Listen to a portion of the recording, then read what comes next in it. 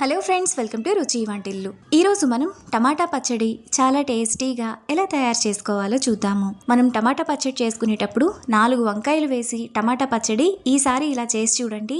ఈ పచ్చడిని వేడివేడి అన్నంలోకి నెయ్యి వేసుకొని తింటే చాలా బాగుంటుంది. చాలా ఈజీగా చేసేసుకోవచ్చు. సో లేట్ చేయకుండా వీడియోలోకి వెళ్ళిపోదాం.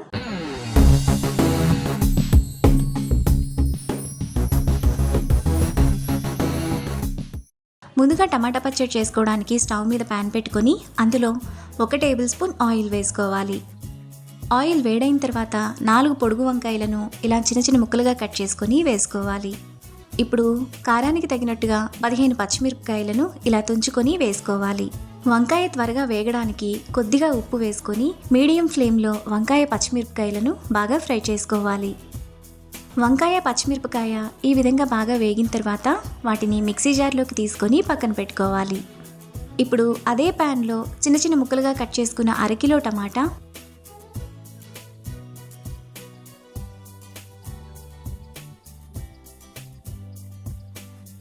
ఇలా కలుపుకున్న తర్వాత మూత పెట్టుకొని మధ్య మధ్యలో కలుపుతూ టమాటాను మెత్తగా మగ్గనివ్వాలి. టమాటా ఇలా మగ్గిన తర్వాత అందులోని నీరంతా ఎగిరిపోయేంత వరకు మధ్య మధ్యలో కలుపుతూ ఉండాలి.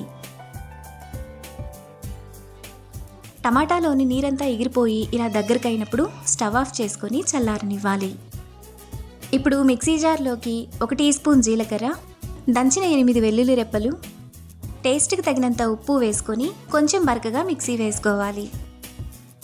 ఇలా వేసుకున్న తర్వాత అందులో ముందుగా పక్కన పెట్టుకున్న టమాటాను వేసుకోవాలి. ఇప్పుడు పావు కట్ట కొత్తిమీర తరుగు వేసుకొని కొంచెం బరకగా మిక్సీ వేసుకోవాలి. టమాటా పచ్చడిలో 2-3 వంకాయలు వేసుకొని పచ్చడి చేసుకుంటే టేస్ట్ చాలా బాగుంటుంది. పచ్చడిని ఇక్కడ చూపిస్తున్నట్టు ఈ విధంగా మిక్సీ వేసుకోవాలి. పచ్చడిని ఇలా వేసుకున్న తర్వాత ఒక బౌల్లోకి తీసుకొని పక్కన పెట్టుకోవాలి. ఇప్పుడు స్టవ్ మీద మరో ప్యాన్ పెట్టుకొని అందులో 1 టేబుల్ స్పూన్ ఆయిల్ వేసుకోవాలి. ఆయిల్ వేడైన తర్వాత 1 టీ స్పూన్ తాలింపు గింజలు, 2 ఎండుమిరపకాయలు, 1 రెమ్మ కరివేపాకు వేసుకొని ఫ్రై చేసుకోవాలి.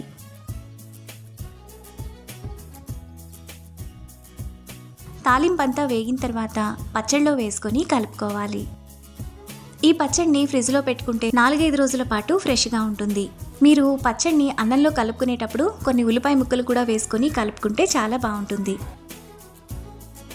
మనకు చాలా టేస్టీగా టమాటా పచ్చడి రెడీ అయిపోయింది. ఇప్పుడు ఈ పచ్చడిని వేడివేడి అన్నంలోకి నెయ్యి వేసుకొని తింటే ఎంతో టేస్టీగా సింపుల్గా చేసుకునే టమాటా పచ్చడి రెడీ. ఈ రెసిపీని మీరు కూడా ట్రై చేసి మీకు టేస్ట్ ఎలా కుదిరిందో నాకు కామెంట్స్లో షేర్ చేయండి. ఈ వీడియో కనుక మీకు నచ్చినట్లయితే లైక్ చేసి, షేర్ చేసి, సబ్స్క్రైబ్ చేయండి.